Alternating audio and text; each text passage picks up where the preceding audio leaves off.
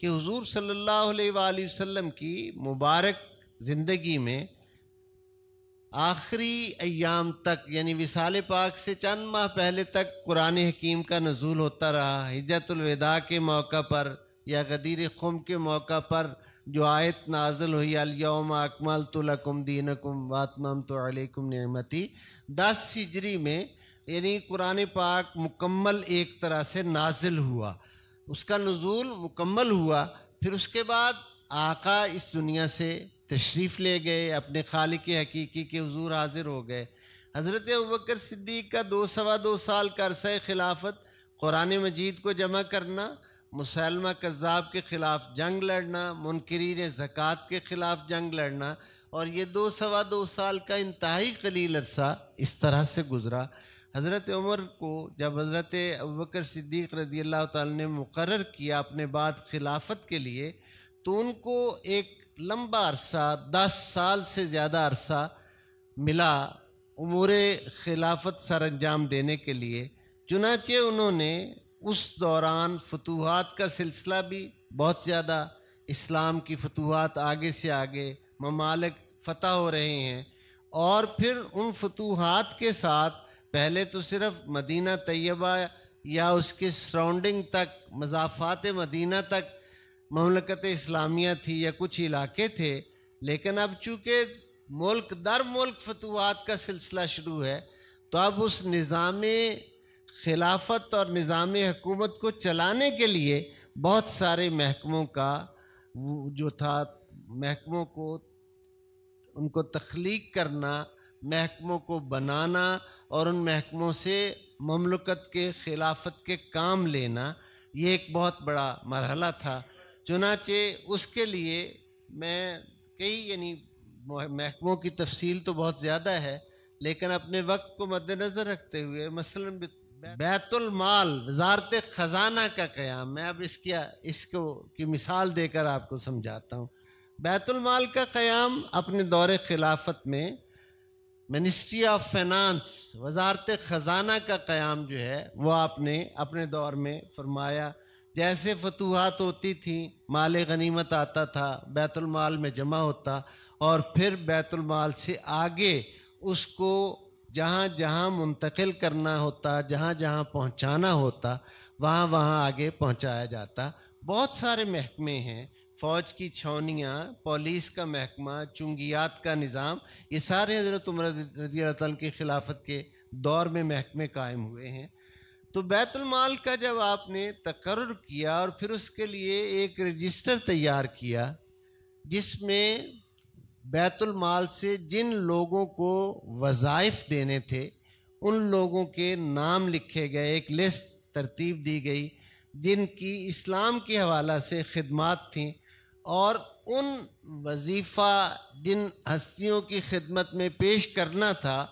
ان میں سر فہرست حضرت عباس ابن عبد المطلب کہ وہ حضور صلی اللہ علیہ وآلہ وسلم کے چچا ہیں، خاندان بنو ہاشم میں بزرگ ہیں۔ حضور کے چچا ہونے کا مطلب ہے کہ ہمارے لیے سب سے محترم شخصیت ہیں، سب سے اوپر ان کا نام جو ہے وہ لکھا۔ اور حاضرین محترم، آپ سن کر یہ بات یقیناً آپ کو بہت زیادہ آپ کے ایمان میں اضافہ ہوگا کہ جب حسنین کریمین علیہ السلام کو وظائف دیے گئے تو وہ وظائف ان کے اپنے بیٹے عبداللہ ابن عمر سے بھی زیادہ تھے، یعنی جو بیت المال سے ان کو کی خدمت میں پیش کیے گئے وظیفے، ان کی رقم حضرت عبداللہ ابن عمر جو ان کے اپنے بیٹے تھے ان سے بھی زیادہ تھی۔ عبداللہ ابن عمر آ گئے اور انہوں نے کہا بابا جان میں نے فلاں جنگ میں حصہ لیا، فلاں جنگ میں حصہ لیا، حتیٰ کہ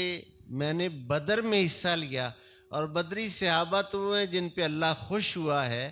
تو مجھے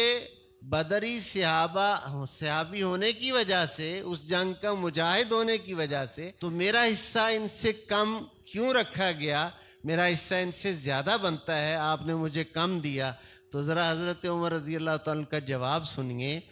آپ نے فرمایا عبداللہ کن کی برابری کر رہا ہے؟ بات تو سوچ کے کر، حسنین تو وہ ہیں جن کی ماں سیدۃ النساء العالمین ہے، جنتی عورتوں کی سردار ہے، جن کے نانا انبیاء کے اور رسولوں کے سردار ہیں، جن کی نانی خدیجۃ الکبریٰ، جن کے مال کو اللہ بطور احسان ذکر کر رہا ہے کہ خدیجہ نے اپنا سب کچھ اسلام پر قربان کر دیا، ان کی نانی ہے اور ان کے بابا اولیاء کے تاجدار ہیں، تو کن کی برابری کر رہا ہے؟ اگر حسنین کی برابری کرنی ہے تو پہلے ان کی ماں جیسی ماں تو لے کے آ، پہلے ان کے باپ جیسا باپ تو لے کے آ، پہلے ان کے نانا جیسا نانا تو لے کے آ، ان کی نانی جیسی نانی تو لے کے آ۔ یہ بات کوئی دوسرا نہیں کہہ رہا، باپ خود اپنے بیٹے سے کہہ رہا ہے۔ اس سے اندازہ ہو سکتا ہے کہ اللہ تعالیٰ نے انہیں کس محبت سے نوازا تھا۔ اب یہ دراصل اس کے پیچھے راز کیا کار فرما ہے، میں ایک حدیث مبارک آپ کی خدمت میں پیش کرتا ہوں، آپ کو بات سمجھنے میں آسانی ہوگی۔ حضور صلی اللہ علیہ وآلہ وسلم کی خدمت میں حضرت عمر فاروق رضی اللہ تعالیٰ عنہ حاضر تھے اور عرض کیا، آقا میری ساری کائنات سے آپ مجھے بہت عزیز ہیں، بہت افضل ہیں، مجھے آپ سے محبت ہے، صرف اپنی جان مجھے زیادہ عزیز ہے، باقی آپ مجھے ہر چیز سے زیادہ افضل ہیں۔ حضور نے فرمایا، عمر محبت مکمل نہیں ہوگی جب تک ہمیں اپنی جان سے بھی بڑھ کر نہ چاہو گے۔ اور اسی موقع پر حضرت انس بن مالک اور حضرت ابو ہریرہ رضی اللہ تعالیٰ عنہ دونوں جلیل القدر صحابہ کی سے مروی یہ روایت صحیح بخاری میں موجود ہے۔ حضور نے فرمایا صلی اللہ علیہ وآلہ وسلم نے، لا یؤمن احدکم حتی اکون احب الیہ من والدہ وولدہ والناس اجمعین، تم میں سے اس وقت تک کوئی مومن ہو ہی نہیں سکتا، تم میں سے اس وقت تک کوئی مومن ہو ہی نہیں سکتا، یعنی اس کا ایمان مقام کمال تک پہنچ ہی نہیں سکتا جب تک میں اسے اس کی جان سے، اس کی اولاد سے، اس کے والدین سے، حتیٰ کہ تمام انسانوں سے اسے زیادہ محبوب نہ ہو جاؤں، اس وقت تک وہ مسلمان نہیں ہو سکتا۔ اب جیسے ہی یہ کہا، آقا نے ارشاد فرمایا تو حضرت عمر رضی اللہ تعالیٰ نے اپنے دل کی طرف توجہ کی اور دیکھ کر فوراً کہا، حضور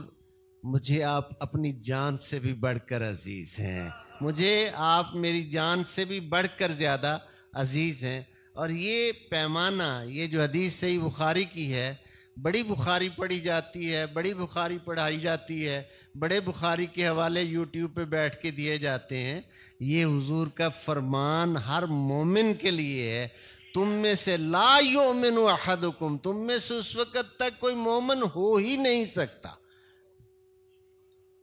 اس وقت تک کوئی مومن ہو ہی نہیں سکتا۔ یہ نہ صرف حضرت عمر رضی اللہ تعالیٰ عنہ کی بات ہے، نہ کسی اور کی بات ہے، یہ میرے سمیت آپ سب کے لیے آقا کا فرمان ہے کہ ہمیں ہر چیز سے بڑھ کر حضور صلی اللہ علیہ وآلہ وسلم کی ذات والا شان جو ہے، وہ ذات ہمیں محبوب ہونی چاہیے۔ اب یہی محبت کا تقاضا تھا کہ جن سے حضور محبت کرتے ہیں، جن سے حضور محبت کرتے ہیں، ان سے محبت کی جائے۔ یہی وجہ تھی کہ وظائف میں، دیوان میں نام بھی سب سے اوپر عباس ابن عبد المطلب کا، اور وظائف میں وظیفہ بھی سب سے زیادہ حسنین کریمین علیہ السلام کا، کیونکہ پتہ ہے کہ یہ حضور کی ان کے ساتھ کیا محبت ہے۔